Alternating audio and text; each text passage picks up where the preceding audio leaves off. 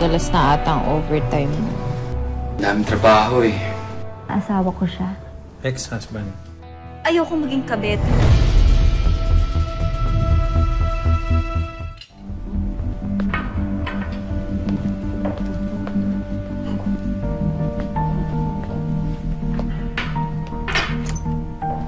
Breakfast. Magandang umaga! Wala bang good morning dyan? Ako na nga nag-prepare ng breakfast natin eh. Sorry, kakagising na. Ayan, Balimel, gumawa ako ng tosino tsaka itlog. Alam mo naman na bawal ang tosino sa buntis eh. May preservatives yun eh. Ganun ba? Oh, sige, magpandesal ka na. One for you, one for a baby, one for you, one for a baby. Busin mo lahat yan, ha? Ayan, kailangan ko na umalis, ha, Mel? Kasi yung UV Express, baka maiwan ako eh. Kung may kailangan ka, tawag ka lang, ha? Bye-bye. Bye-bye.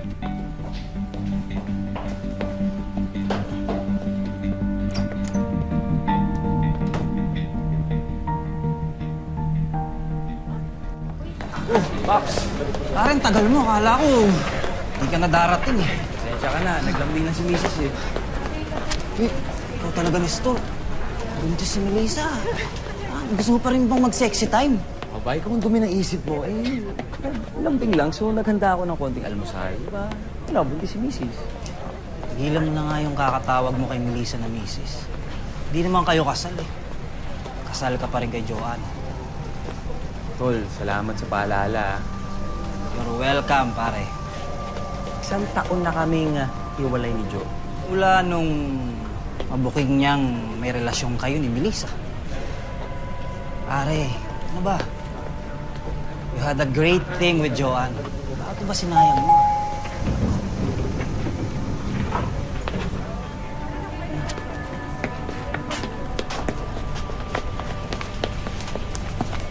Thirtieth floor, please.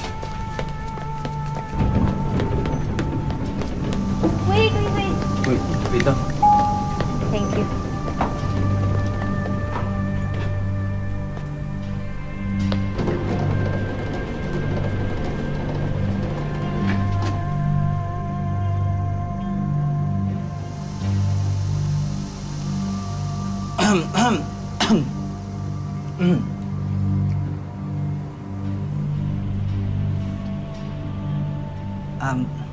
Good morning, Ma'am Joanne. Good morning, Joey. Ako, huwag mo na akong tawaging ma'am. Magkakaibigan naman tayo dito eh. Good morning, Joe. Good morning, Nestor. Kamusta ka na? Good? How's Melissa? Hindi mo ba ako kakamustahin? So, kailan siya manganganak? In 3 months.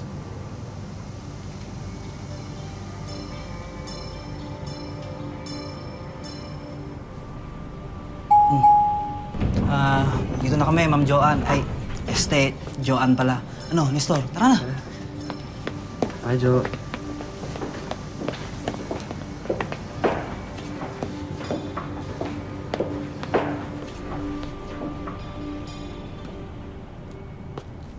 Oh, Hershey's. Good morning, Mr. Velez. Thank you for joining us, Mrs. Denson. This is Eric de Guzman, the new Vice President. Eric, this is Mrs. Joan Henson, Audit Services Manager. Pleased to meet you, Mrs. Henson. Nice to meet you. Please call me Joanne. Have a seat. Joan, you will work closely with Eric. Siya na ang in charge sa division niyo. Eric, magaling si Joan. She has been with us for more than 7 years. Rose from the ranks and knows the ins and outs of this company.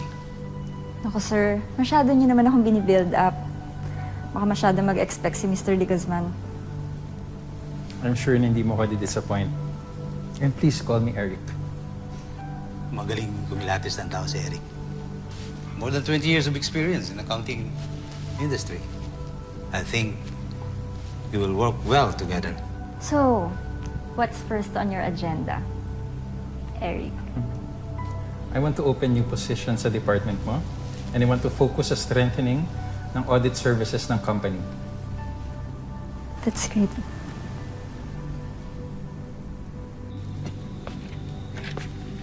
Thanks for agreeing to have dinner with me. Dinner lang naman to, di ba? What do you mean?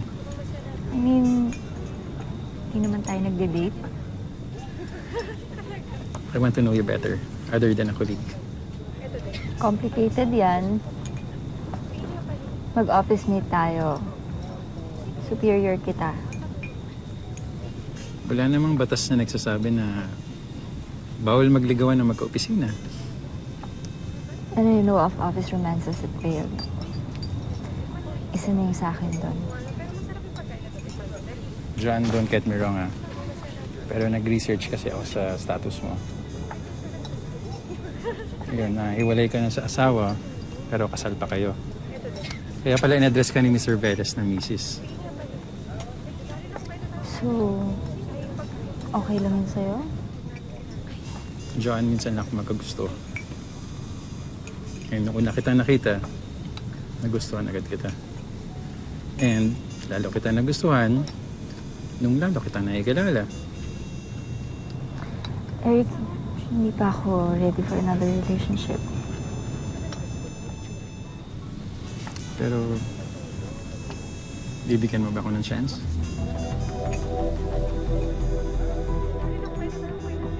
Libre naman dyan. Ha? Okay na ba sa inyo ang isang supot ng mani? Grabe naman yun. Assistant manager, tapos isang supot ng mani. Ano ba yan? Alam na ba ni Joanne na dito ka na? Ay, good morning, Joanne.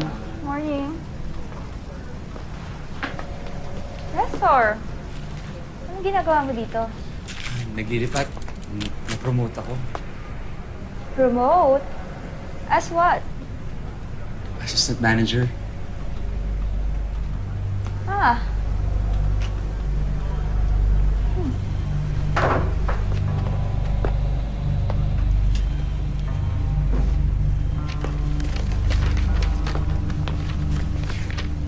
Mel!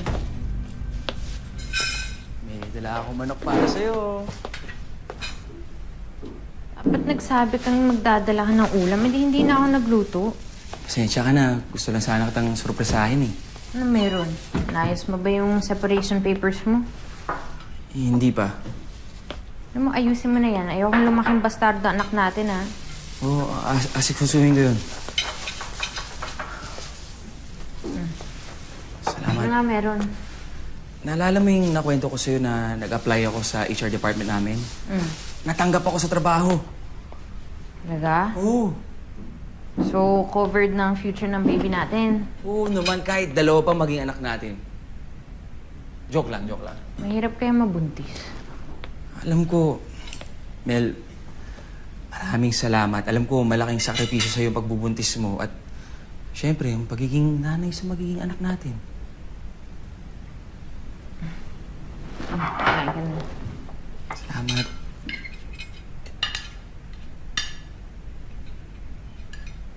Siya nga pala. Anong department ka? Department of External Audit.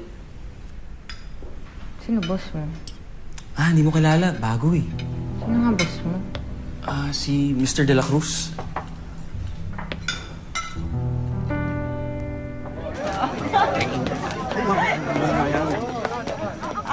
Oh guys, settle down. Okay, you're all free this evening. Kaya mag-enjoy muna kayo kasi bukas pa yung start ng team building natin, okay? Sir, pwede po bang uminom? Pwede, pero drink responsibly, okay? Kasi 9 a.m. yung start ng session natin bukas. Guys, bawal magpuyat, ha? Yes, sir. Sige.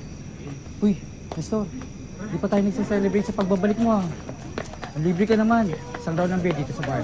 Uy, hindi pa nga nakakasahod yung tao, papalibre ka na. Nagtatanong, no? Sige na, sagot ko na, tara. Isang round lang. Oo, isang lang. Okay, go. Tapos ikaw na lahat, ha? Oo. Let's have dinner tonight. okay lang. Kaso, hindi ka ba maiilang na makikita tayo ng boss natin and ng staff na mag-dinner together? Hindi, wala naman sigurong kaso kung magkasama tayo, di ba? Alam mo naman ang chismis sa office, di ba? Joanne, kalimutan mo muna yung office concerns. Mag-enjoy muna tayo ngayong gabi. Okay.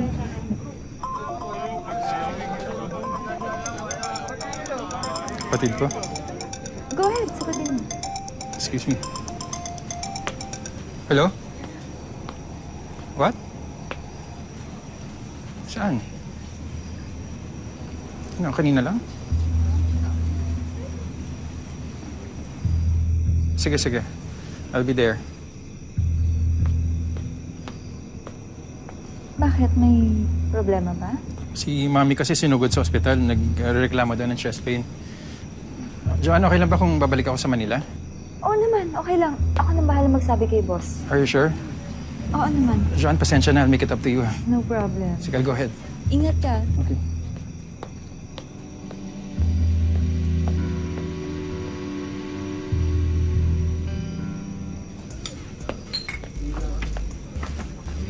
Ano tayo bukas sa building, no?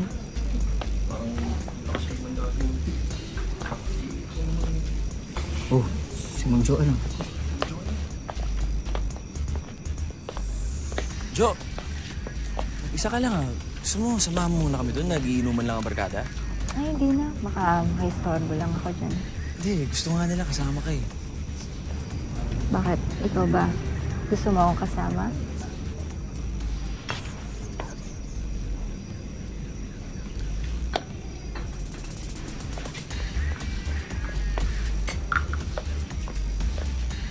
Joan, alis ka namin ah. Para sa'yo. Ay nako, alam mo sa gabing to, walang ma'am, walang boss, walang staff. Lahat tayo dito magkakaibigan.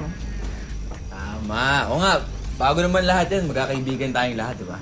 Except kayo ni Ma'am Joanne. Ah, Joanne lang pala. Dating magkaibigan na. Nagkaibigan. Tapos kinasal. Tapos nawalang pagmamahalan. Uy, grabe ka naman, Boyet. Huwag naman below the belt. Katuwaan lang naman. Sabi nga ni Joanne, walang boss, walang empleyado, ngayong gabi. Sinunod ko lang naman gusto niya. Pero Joanne, seryoso to ah.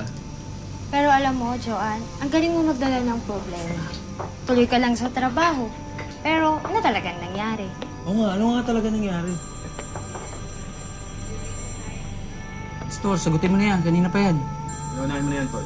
Eh, guys, gabi natin to, di ba? At bisita natin si Joanne, so huwag na natin siyang interrogate. So dapat mag-enjoy lang tayo lahat, okay? Hindi. Alam mo, parang ano lang yan eh. Parang katulad ng mga ibang mag-asawa. Nagkakaproblema din kami. Nako, pihadong si Nestor na naman may kasalanan. Ikaw na, Boyet, ang malinis at walang sala. Ikaw na. Ano, cheers na lang tayo. Cheers! Jo. Joanne.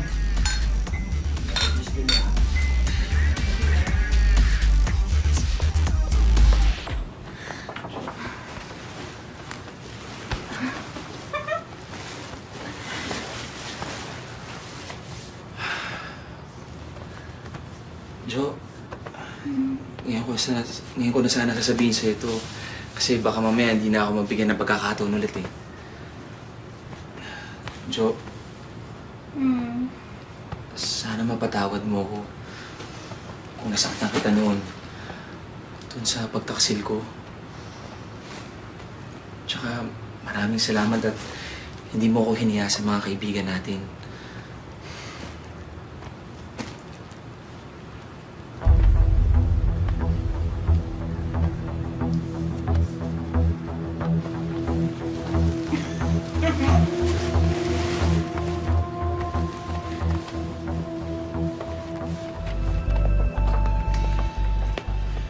Hindi mo pa rin naiba yung ayos ng bahay, ah. Oh, yung wedding photo natin nandiyan pa din.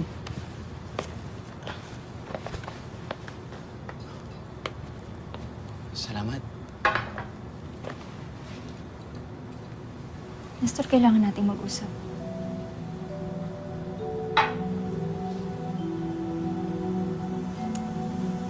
Naguguluhan kasi ako eh. Technically, mag-asawa tayo. Pero bakit ganun? Parang pakiramdam ko nagigilty ako sa ginawa natin. Joanne, mahal mo pa ba ako?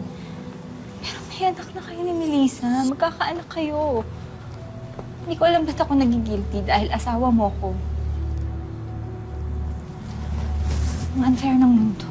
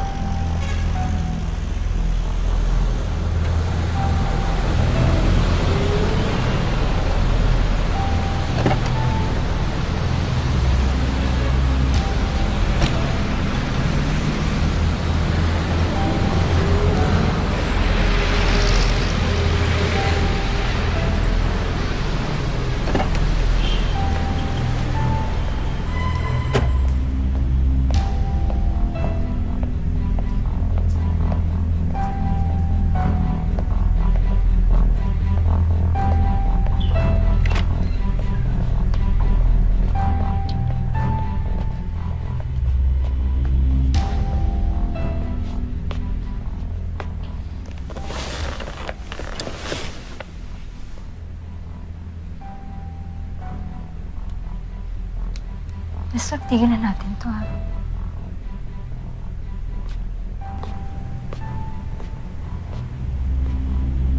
Hindi ko na kaya yung ganito. Ayokong maging kabit. Buti pa siguro, bumalik ka na lang kay Melissa.